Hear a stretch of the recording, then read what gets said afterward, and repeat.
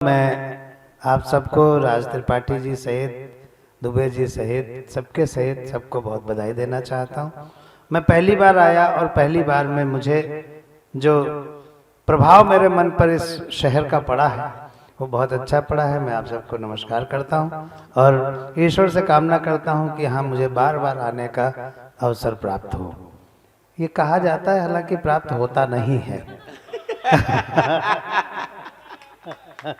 शंभू थोड़ी देर यार तुम फोन रख दो, हमें लगता है जैसे तुम हमारा तिरस्कार कर रहे हो।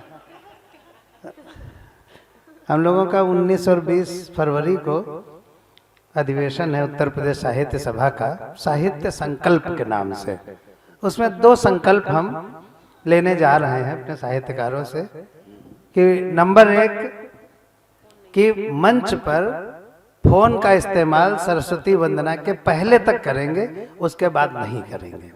क्योंकि जब मंच के कवि फोन का इस्तेमाल करते हैं, कोई कवि कविता पढ़ रहा है, पीछे लोग फोन में लगे रहते हैं, तो जनता ये सोचती है कि जब मंच के कवि ही इसको नहीं सुन रहे हैं तो ये बेकार का कवि होगा।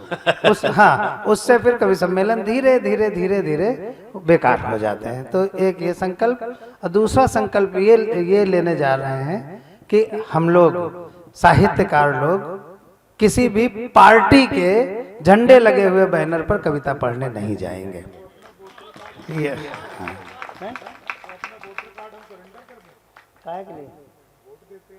अच्छा, ये क्या है, क्योंकि कवि किसी पार्टी का नहीं होता। ये चीजें थी। मैं व्यंग्य का कवि हूँ, शुरू करता हूँ। हम अपने मित्र नेताजी के घर गए, व्यंग्य की भाषा। और आप लोग, हम अपने मित्र नेताजी के घर गए, देखा नेताजी मर गए। बदली हुई परिस्थिति मिली, सोच के कुछ गए, हो कुछ गया। अद्भुत व्यंग्य है ये। हम अपने मित्र नेताजी के घर गए, देखा नेताजी मर गए। हमने उनकी पत्नी से पूछा, भाभी जी नेताजी कैसे मर गए? क्या रस्सी से लटक कर आत्महत्या कर गए, या फिर कोई जहर पिया था, अथवा कोई एसिड लिया था, या फिर कोई जहरीला पाउडर फांका था? कोई जहर पिया था, अथवा कोई एसिड लिया था, या फिर कोई जहरीला पाउडर फांका था? वो बोली, भाई साहब ना ही ये रस्सी से लटक कर मरे हैं, ना ही कोई जहर पिया था, ना ही कोई एसिड लिया था, ना ही कोई जहरीला पाउडर फांका था, लेकिन लाख मना करने के बावजूद कल शाम अपने गिरेबान में झांका था। बहुत व्यंग्य की भाषा जिंदाबाद। मैं लखनऊ से आया हूँ, लखनऊ आपकी राजधानी है। जुड़े रहिएगा, व्यंग्य में जुड़े रहना पड़ता है, क्योंकि लास्ट तक आते आते ही सटायर निकलता है, बाकी तो सब भूमिका होती है। मैं लखनऊ से आया हूँ, लखनऊ आपकी राजधानी है। लखनऊ में एक विधानसभा मार्ग है। विधानसभा मार्ग उस सड़क को कहते हैं जिस सड़क पर विधानसभा बनी होती है। जिस सड़क पर विधानसभा बनी होती है उसको विधानसभा मार्ग कहते हैं, और जिस सड़क पर विधानसभा नहीं होती उसको महात्मा गांधी मार्ग कहते हैं। क्या बात है, वाह। तो व्यंग्य समझते रहिएगा। क्या व्यंग्य। तो अभी जब लोकसभा इलेक्शन हो रहा था तो उसके 2 महीने पहले मैं गुजर रहा था विधानसभा मार्ग से, तो बहुत सारे लोग मिल जाते हैं। कभी कोई नेता मिल गया, कभी कोई एडवोकेट मिल गया, कभी कोई स्कूल का मालिक मिल गया, कभी कोई कवि मिल गया, कभी कोई समाज सेवक मिल गया।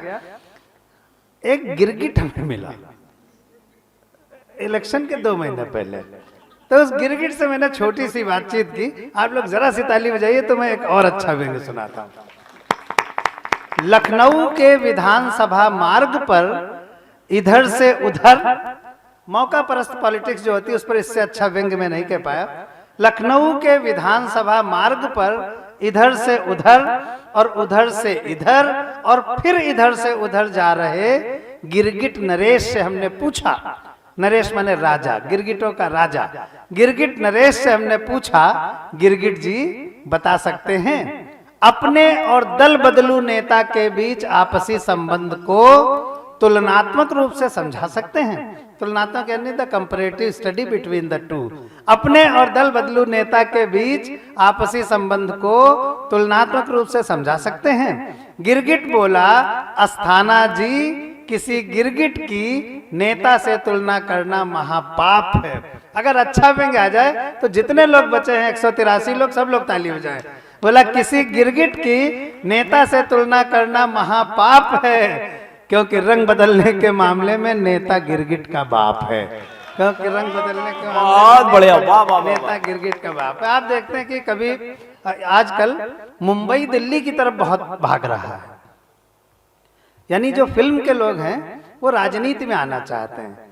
दिलीप कुमार से शुरू करिए और निरहुआ तक चले आइए, नरगिस दत्त, सुनील दत्त, विनोद खन्ना, धर्मेंद्र, सनी देओल और निरहुआ तक। आखिर ये लोग क्यों आते हैं राजनीति में?